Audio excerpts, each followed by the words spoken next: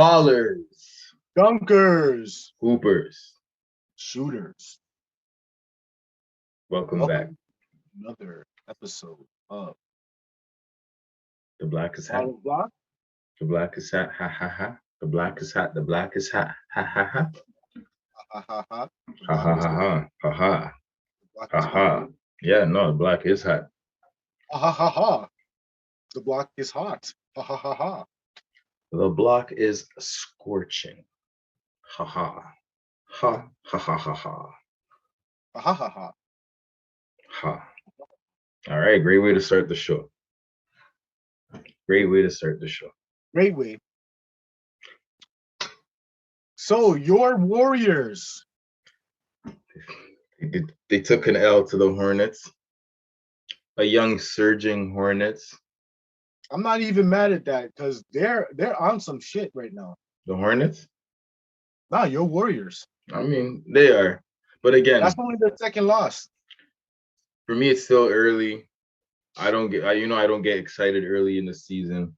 I still feel we got some stuff we gotta get in place before I can feel comfortable. And that's i.e. Clay comes back and we have a full roster. Then Clay I'll comes kind of, back in the wrap. but we got to keep Steph healthy until then. That's why I'm holding my breath, kind of thing. That's why I'm not excited. I'm going with the motions. Like I'm not tripping right now. I wait. They look good. They look good. They look good. They didn't look good yesterday. See, and that takes me to the point. Remember when you asked me who do I think would be MVP? Yep. And I said LaMelo. Mm. The only reason I didn't say Steph was because Steph is always held to some high, ridiculous standard. Voter fatigue. Day, Voter fatigue. Whatever it is, man. But I just feel he's held to a higher standard to where everyone looks at him and says, "Oh, he should be doing more, or he should be doing better, or he could be better." It's like, how much more does he have to prove at this point? So that's where I find that's gonna hurt him. As great as I think he is as a player, I feel like that's the only, like, it's gonna be politics that stops him from getting MVP. Because one thing they're gonna look at, and I see it in the game yesterday, he turns the ball over a lot. That's always been an issue. When it comes clutch time, Steph is nowhere to be found. He starts shooting bad. That's what they're always gonna hang over his head for whatever reason. For whatever reason, no matter how great he's played, how well the team's doing, like how much of an impact he is personally to that team, he's always going to have those particular critiques that are always going to hinder him from winning another MVP. Unless he like outright just like flats the league, that's the only time they'll give it to him. But if there's an opportunity to nitpick or anyone close to him, they're going to give it to the other person because, again, it's going to go back to turnovers. He's not clutch. He's not. But we've seen he's been consistent for like the past decade. Well, I'm saying if the Warriors have the number 1 seed in the West, his chances look good. I mean, again, it depends who else, what other players in the mix. Because remember, Jokic won MVP that year, and his team wasn't number 1. We all know he could have been D Book or Chris Paul, or both of them should have been co-MVPs. Definitely not Jokic. You say definitely not Jokic. Definitely not Jokic. You seen he got folded in the playoffs. That's not MVP. That's not MVP, bro. I mean, you have to factor in. You have to factor in the injury to Jamal Murray. Okay, that means Jamal Murray's the MVP. I wouldn't say he's the MVP, but he's the second best player on the team. He's the MVP of that team. Second best player. Listen, the team's good with Jokic, but to get them over that next hump, you need a Jamal Murray, which to me makes him the freaking MVP. Because Jokic, like I said, folded when time came to, for him to be the MVP guy. He can't carry the team on his own. I don't care how well he passes or whatever he does. He's not carrying a team on his own, period. I mean, period. A lot of players aren't carrying a team by themselves. But like outside LeBron, for him to be MVP, hold on, for him to be MVP, do you think he'll ever be in the MVP race again after the year he won? Will he ever be in the MVP race again? Mm-hmm. I don't think he will. I don't think he will. Absolutely. He disappointed. They're not even going to put him in that list anymore. I think he will. Well, he got to stop fighting people. He had his run. You got to stop fighting people. He had his run. No, the NBA doesn't like that. Here's what's going to happen. People are going to start playing him like that. He's the reason he's been nice is that he's been comfortable. Now they're going to start pressing him. It's not going to be easy anymore. So that's where you're going to show your true MVP. Giannis, hands down, I'm going to say, yo, if he gets MVP again, I'll give it to him because Giannis has been a dog for like the last few years and he's been consistently getting better and at a high elite level every single year that he's been in the MVP race. So him, I can sit with, I can live with. The Bucks record's not looking too good right now. Oh, not right now. And I wouldn't say he's MVP right now either. Then again, it's early. And that's why I'm not tripping. I usually don't start like feeling a ways or you know, start commenting or freaking out until it gets to kind of like the midpoint of the season. Towards the end of the season is when I get really, really locked in. Right now, it's like whatever. Some players are gonna, you know, die out. Some players are gonna get injured. Some teams are gonna flame out as well, and that's eventually when you see, you know. So right now it's early. It's, you know, it's the honeymoon. So right now the Nuggets are third in the West. Okay. Okay. Milwaukee is 11th in the East. And they're under 500. What's going on there? They should have kept PJ Tucker, eh? I definitely think they should have kept PJ Tucker, but you know what they say, especially after a team wins a championship, people start, you know, partying. Yeah, everyone becomes complacent. They lose their hunger. They've achieved their goal. Exactly. But those aren't true champions, bro. Those are not true champions. But you know who's second in the East? Not the Raptors. Definitely not the Raptors. I know. I just had to throw that out there. Your homie, KD. Again, not overly excited. I ain't freaking out, but I guess this is segueing into our first quarter. Is that why you first quarter? Up? First quarter. I'm wearing a Golden State. I'm wearing the Warriors cap right now. But they're also. But then they're also playing. They're playing the Warriors. So that's the second seed in the East versus the first seed in the West. Former teammates. Which could very well be the championship. That'd be interesting. That'd actually be an interesting championship to watch. I wouldn't mind it at all. Actually, I would like it.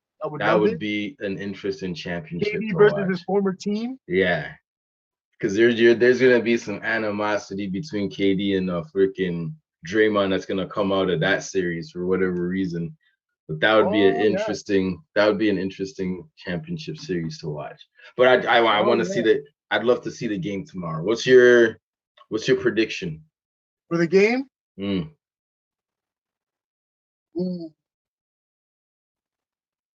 Prediction for the game. I'm going to ride with the East. The Nets pull it off. They win by 8. KD has a big game. Okay. I say KD has a big game. However, I think the Warriors are going to take that game. And Steph is going to have a monster game coming off his hope they had tonight off. But coming off his loss, I think he's going to have a pretty monster game. KD, Steph, this is going to be a big game. I say the Warriors take the game.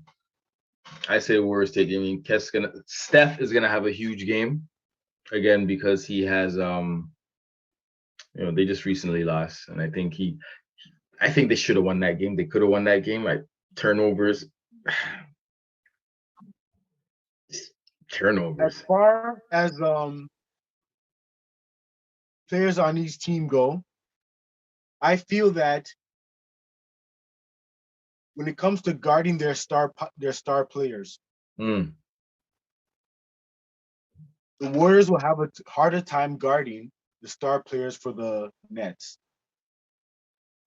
I mean, that's when we really got 2-star players you got to worry about. Exactly. The Warriors only have one. Here's a problem, though. Here's a problem.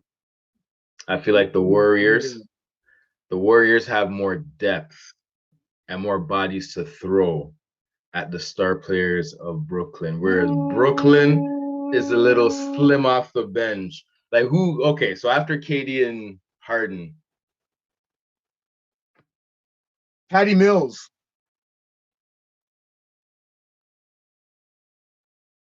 LaMarcus Aldridge. I mean, that's all I can think of right now off the top. And remember, LaMarcus Aldridge is older.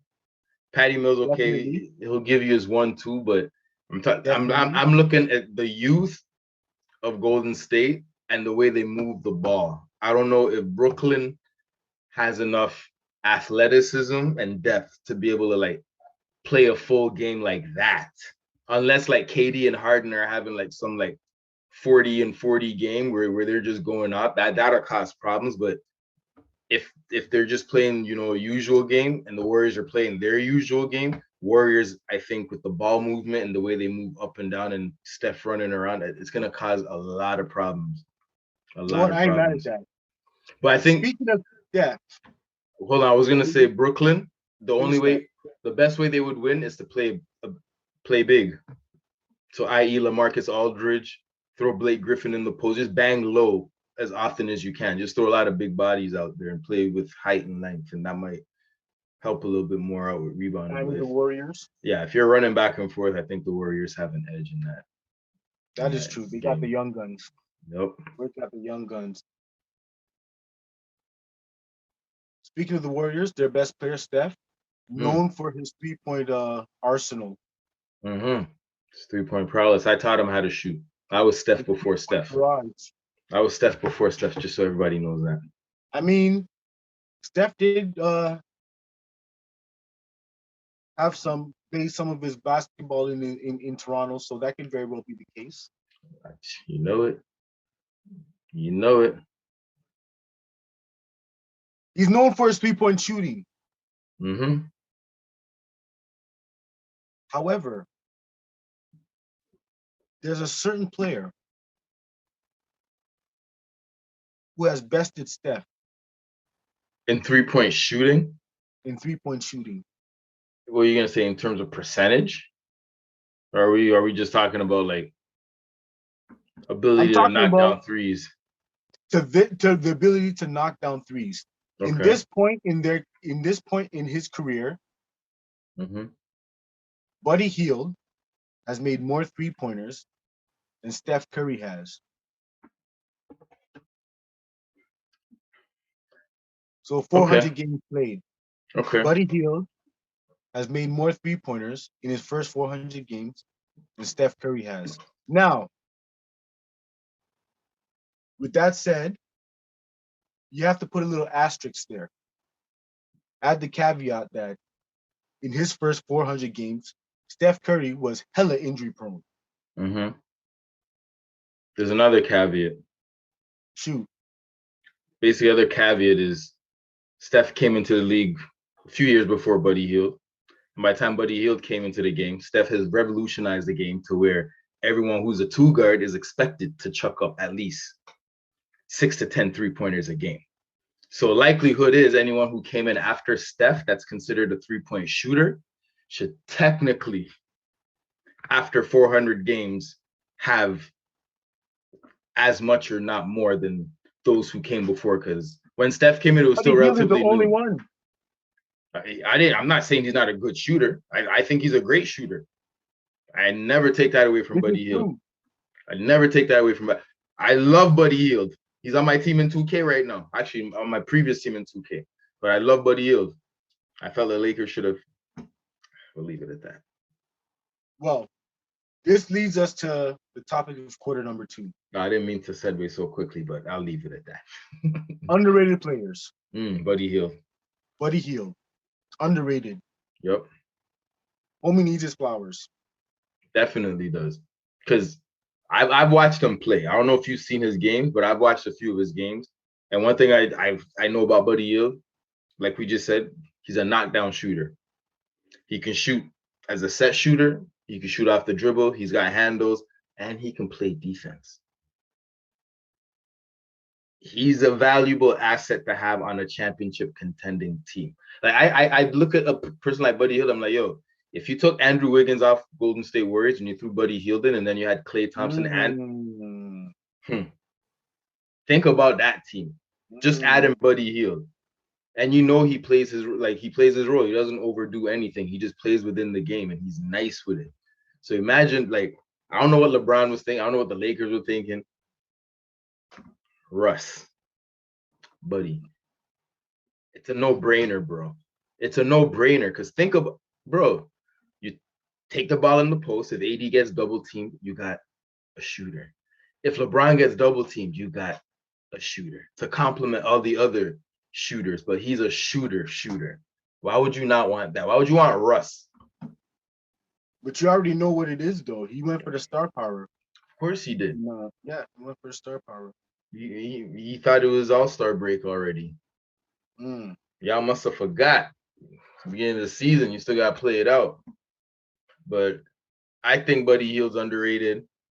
I think to a certain degree, I don't think Klay gets as much overall respect. Everyone respects him as being a shooter a lot. Some people respect his defensive prowess, but I think Klay's like an overall. He's an overall he's an overall great player. He just again plays within his role, and his personality is not so boisterous or out there that people don't notice it. But he's one of the nicest players, and I don't mean nice guy wise. I'm just talking about skill wise in the league. As you mentioned that, I was thinking the exact same thing. Klay Thompson is overrated. He's an elite two guard in the fact that his scoring is almost next to none. Like, who can score like that? Nobody can get as hot as Klay Thompson does. I've said it before, I'll say it again. Nobody can get as hot as he can. Not even Steph. Not even KD, bro. Think about all the elite shooters, elite scorers. They do not get hot like that and start knocking shots down like that. And his defense is elite. If you ask me, he's arguably the best two guard in the NBA.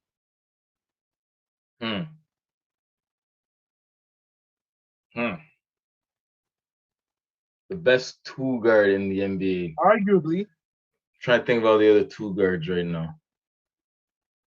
If you had to choose two guards.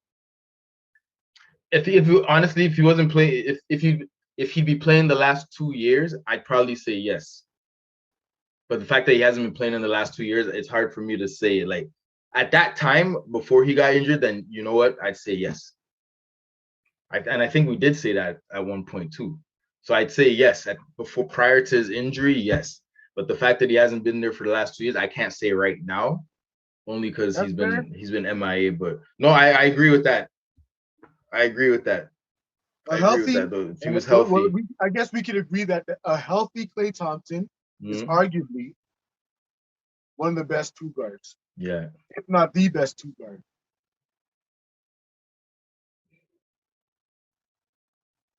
Even above the likes of, let's say, a James Harden, who's really not looking like himself. Yeah, I don't know what's going on there, bro. I'll tell you exactly what's going on. Quarter three. What? Quarter three? Is that another segue? Exactly. Holy you smokes, caught the segue again. What a segue. You caught the segue again. That's what's going on. The new NBA rules. Yep. Now, it's James Harden is a guy that gets to the foul line quite a bit. Quite a bit or too much? One can argue too much. I wouldn't be mad at the argument that he gets there too much. Yep. In fact, I want to see exactly how much.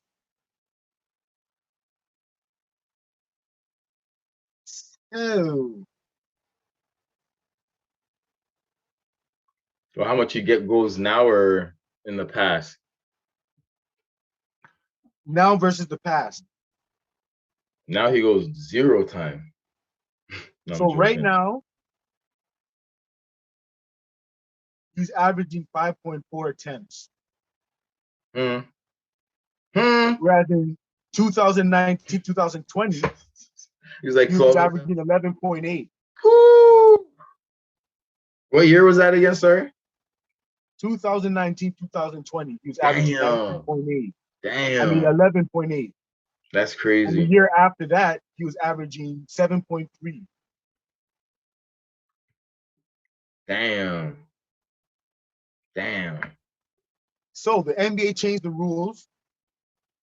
And now, if you pump fake and the defender jumps and you jump into the defender, it's now being called an offensive foul. As it should be. As it should be. As it should be. I don't know how I feel about it yet. It should. For me, If it's yet to be determined. here's my thing, if they're gonna do that now, you got to bring back hand checking and let defenders play defense. Mm-hmm. You let because here's basically You're what they. trying to see a old school '90s Yo, New York versus Miami I want basketball people. game I when the want score is people like to, 80 to bro. 82. I want to see who the real men are, Okay. who the players who have the real skills are, because it's very easy for the rules to help you, as we've all seen, and you're witnessing it right now. James Harden has been spoiled for years with this, with the tomfoolery of the rules that have been going on. Now the rules are gone. They've changed it, and he's hurting, and he's making up different excuses, talking about he hasn't had time to scrimmage all year. You're a freaking elite level player, and you don't need a freaking scrimmage. Kobe ain't telling you he needs a scrimmage before he busts your ass on the court. Come on. And you're playing people beneath you. Come on. Come on. The rules are affecting him. And he's been Have spoiled. you So, seen some of the highlights? and here, I've seen the highlights. And here's the funny thing.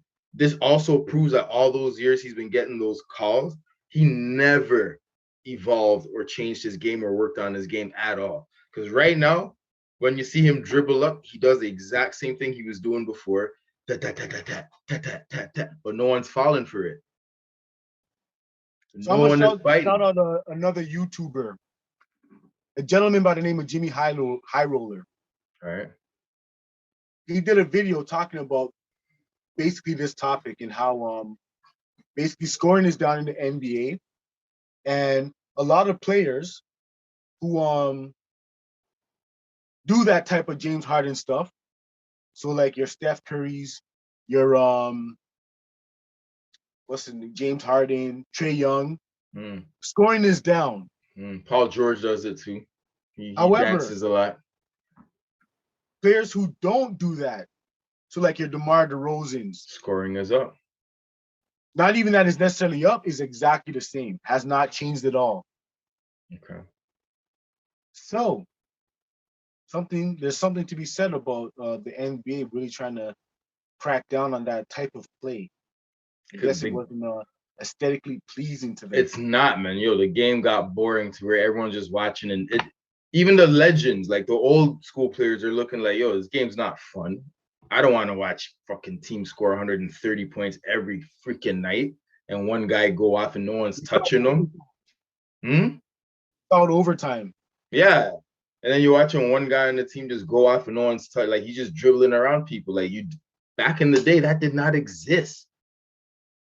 That did not exist. Michael Jordan was not just freaking lollygagging in the lane and no one's touching him. He was getting clothesline.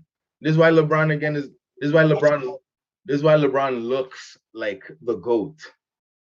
He's not getting clotheslined. He's not. There's no LeBron rules. The man dribbles up court and he goes coast to coast and no one touches him. And it's like, And if they do touch him, they're calling a foul.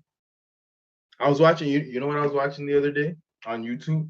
Like they were doing a little mini like story about Shaq from back then and like, just who Shaq was and blah blah. I'm like, yo, one, Shaq was a fucking monster.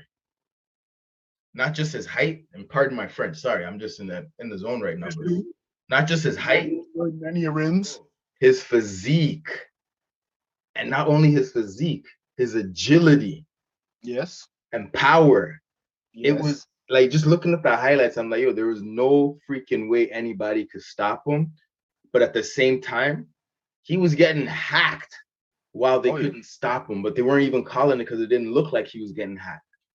It looked like he was destroying everybody, but he was getting freaking destroyed himself. Do you think any of the big men playing now could play like back then? Getting hacked like that? Dudes would be crying, bro. Imagine a Dwight Howard back then. Oh my God. I know Dwight Howard's a little older, but he came in after that era. But imagine a LeBron back then trying to drive down the lane and you have a man like Barkley just give him a nice shimmy, or Charles Oakley just, clear him out the lane. Oakley would be trying to fight everybody. Like these guys, they don't understand, man. And I get it.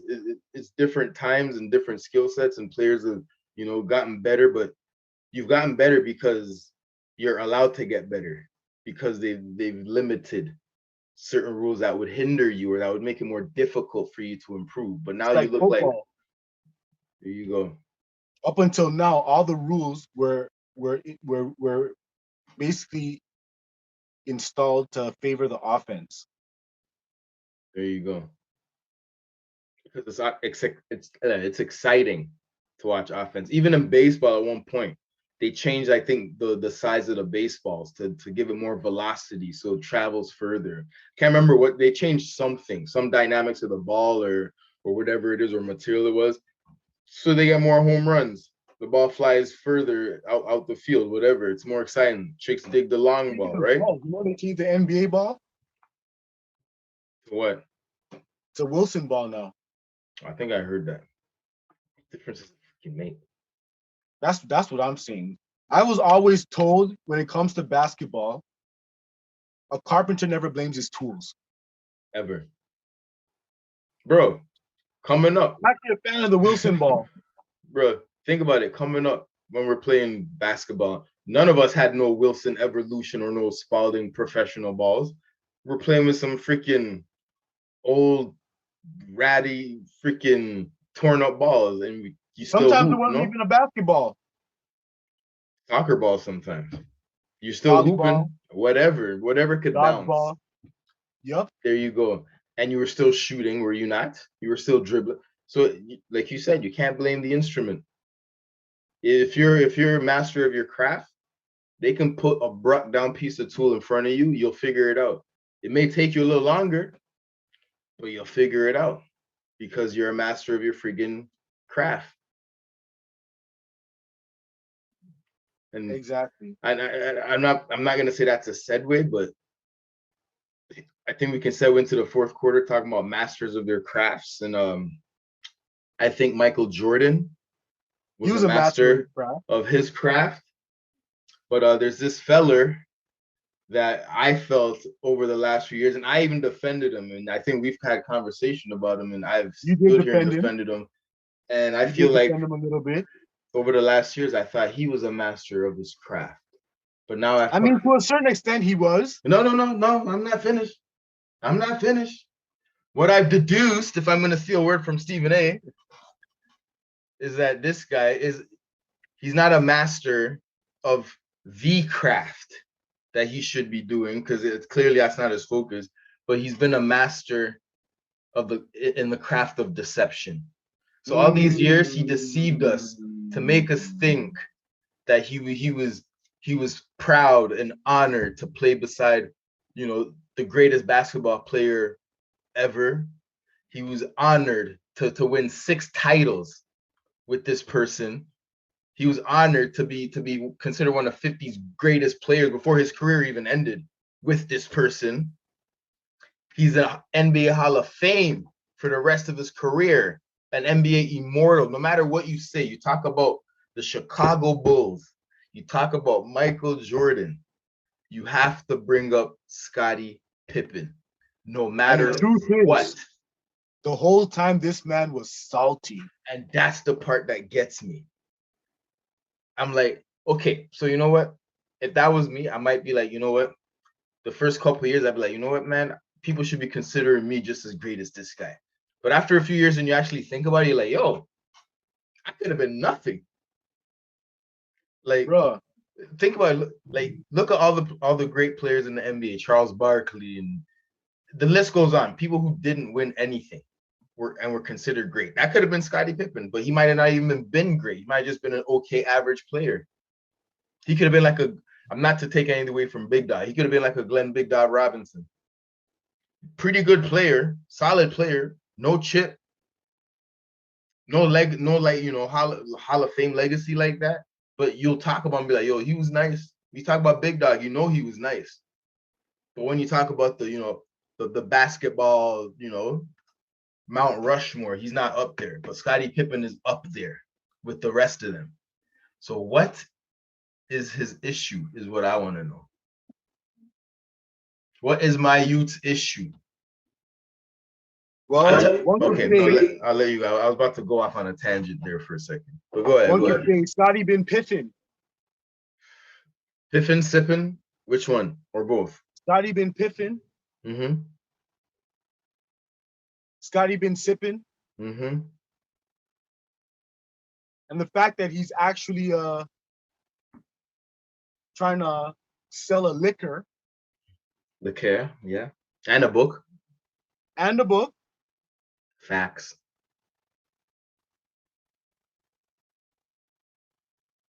The answer might be Scottie been sipping because this guy's been talking some recklessness. Guy's been talking a lot of mess. Some recklessness. And I don't want to go here. Go there. I don't want to go there. Go there. I'm going to go there. Do you think perhaps at this stage of his life, midlife crisis, and or maybe he's experiencing a little mental health crisis as well? Or again, is this just clout chasing to sell the book? Because I feel like it could be all of the above, but when definitely clout chasing. When I really look at it, I look at it as this is a terrible attempt to clout chase as a grown-ass man who doesn't understand the social media world, but has an idea of it. So he feels by doing this, it's gonna help him sell more books and gain clout because this is what a lot of the kids do. But at the same time, it's like you're a grown-ass man. It doesn't work for grown-ass men. It makes you look a little foolish. This man went as far as to say that he wants to be remembered as the GOAT. No, man, his publicist, someone told him to say all of that because the book's probably not that good. Scottie, you got to say some outrageous shit because this book sucks. I swear again, my bad. But you got to say some outrageous stuff because this book sucks. It's not going to sell. So you got it. I think Scottie saw The Last Dance and felt away. Mm-hmm. So he was like, you know what? I'm going to do my memoirs. I think it was a terrible decision. Full Petty White. Yeah. He went full Petty Tendergrass in his book. So you want to catch a joke right now? I love to laugh. I saw a joke somewhere, or someone sold a joke somewhere online. They're saying how like the only thing Scottie Pippen writing this book did was make people go watch The Last Dance all over again. It's true though. Like think about it. If you didn't watch it or pay attention to it fully, and you're hearing him talk all this recklessness, you're gonna say, what did Michael say to piss this guy off? Go back and watch it. Now you got millions of people watching that all over again, streaming, and whoever's collecting that money is laughing. Michael Jordan. Now here's the thing. When you look at the way Scottie Pippen is carrying himself now, and then look back at The Last Dance, it painted him perfectly. Yeah. Now think about it. Here's Scottie Pippen, a guy who refused to come into the game because the coach decided to let somebody else shoot. Yeah. And again, here's Scottie Pippen, a guy who the freaking owner said, don't sign this freaking contract. It's a terrible one. Wait till next year. And he said, nah, I need the money now. And he signs a contract. And then later on, expects the owner to. The owner told you Either don't fix sign the the damn contract contract. for him. Bro, the man told you don't sign it. You can get a better one later on. Don't sign this one. So you signed it, and then you want him to void the contract? That makes no sense. So again, I defended this man, but the more he keeps talking, he's digging himself a deeper hole. And all he's looking like, I hate to say it, is like he's sounding like someone that's not accountable at all. He made all these decisions all his freaking life, relished and enjoyed every success that came with it. And for whatever reason, now you're not happy with it all. Like you benefited from everything. If you're not happy, then remove yourself from 50 greatest players. We don't want you on that list. He's allergic to accountability. Put your. I don't want to take no stabs here, but I think Future kind of messed him up too. You got there before I did. He hasn't bounced back from that situation. I did. And that's why I think he's ever since Future, bruh. Ever since that, he hasn't been the same, man. Got into the viscous innards. The sugar walls.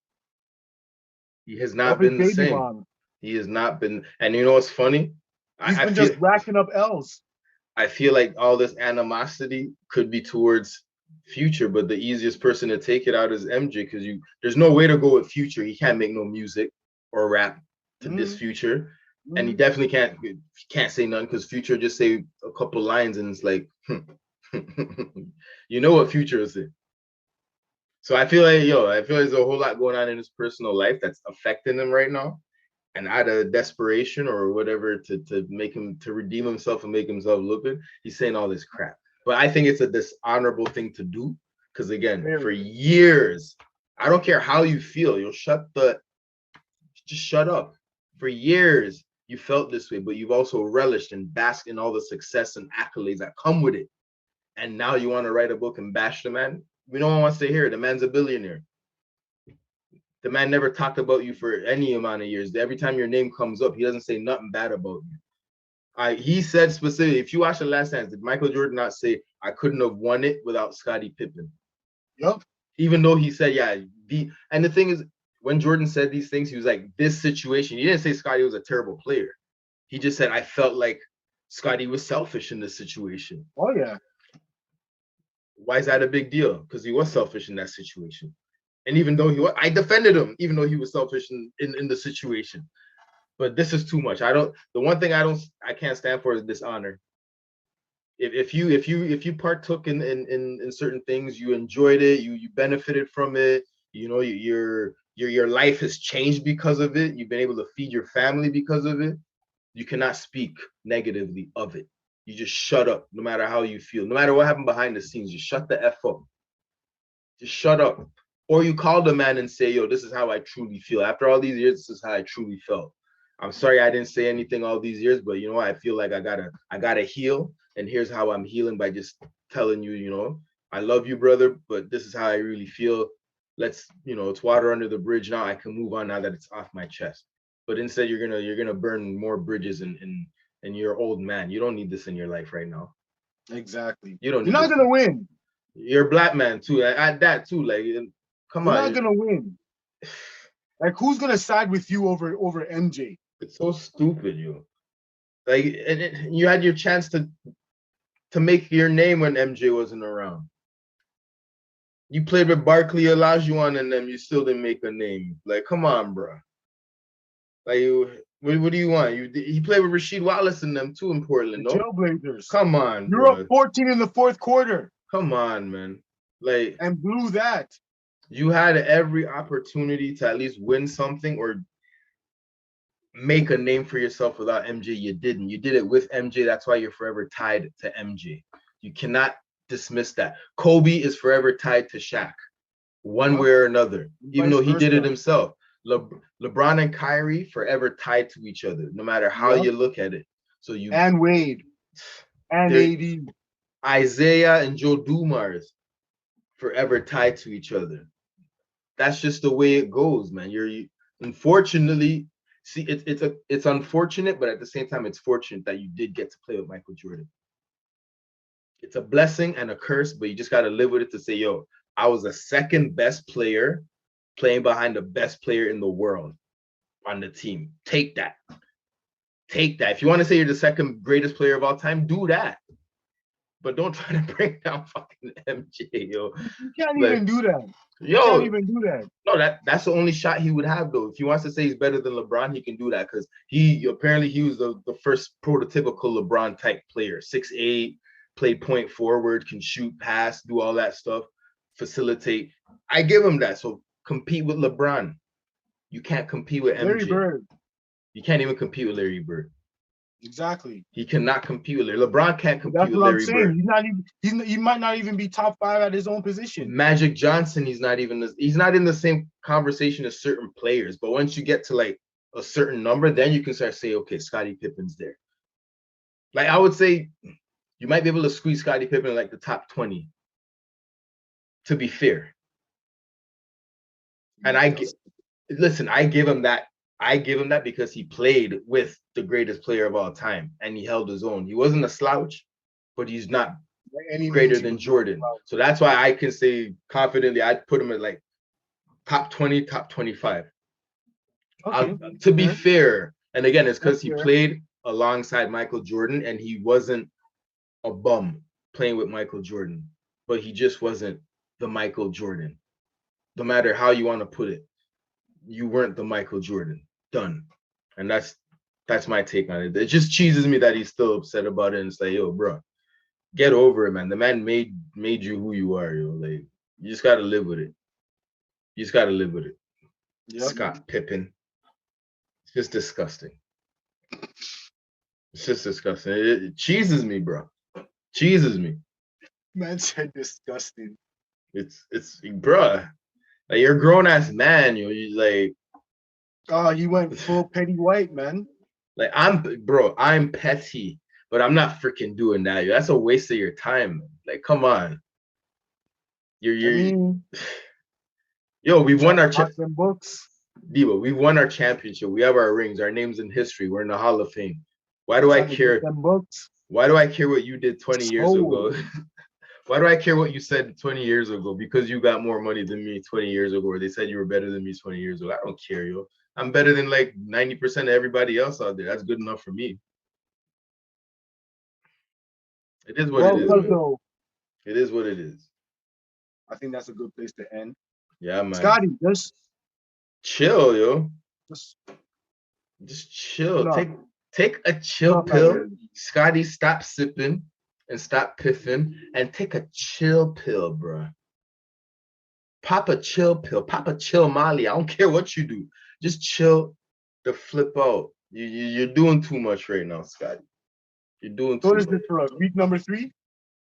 Week number 3. Week number 3 is going to come to a close, ladies and gentlemen.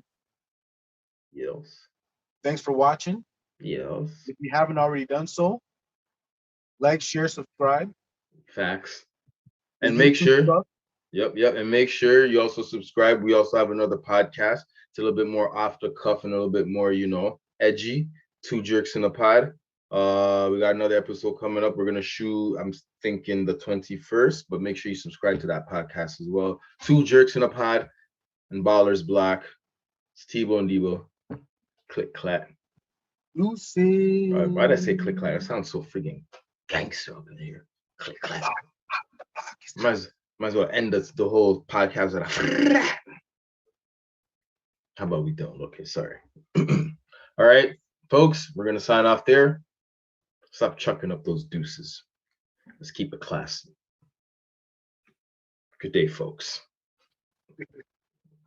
All right, man. We'll talk. But everybody take care. We'll see y'all next episode. We out.